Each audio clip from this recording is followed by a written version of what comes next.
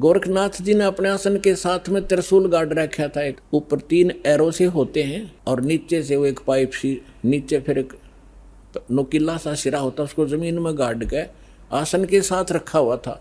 6-7 foot ऊंचा त्रिशूल। गोरखनाथ जी ने कहा कि यदि तू मेरे साथ वार्ता करना चाहता है कबीर जी, तो आइए मेरे समान आसन में आ जाइए।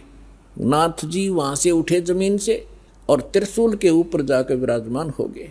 हाँ, ये देखिएगा, ये त्रिशूल पर बैठे हैं। फिर परमात्मा ने क्या लीला की कि कबीर जी ने कहा कि गोरखनाथ जी, आपकी और हमारी बात ज्ञान चर्चा की थी, गोष्ठीकरण की थी। ये बाजीगर वाला काम हम नहीं जानते और ना ये पसंद है, ना ये दातम मार्ग में इसकी कोई वैल्यू है। आप नीचे बैठ के और चर्चा करता कि जनता को पता चले सच्चाई का। तो गोरखनाथ जी कहते हैं तुम्हारे पास कोई है तो आइए मेरे समान बैठकर चर्चा कीजिए, नहीं तो हार स्वीकार कर लीजिए। अब उनके पास तो एक दाव था यो। तो परमात्मा बोले अच्छा ठीक है। वह कुकड़ी निकाली जेब मत, वह रील धागे की, और एक सिरा पकड़ लिया और उसको ऐसे छटक दिया परमात्मा ने।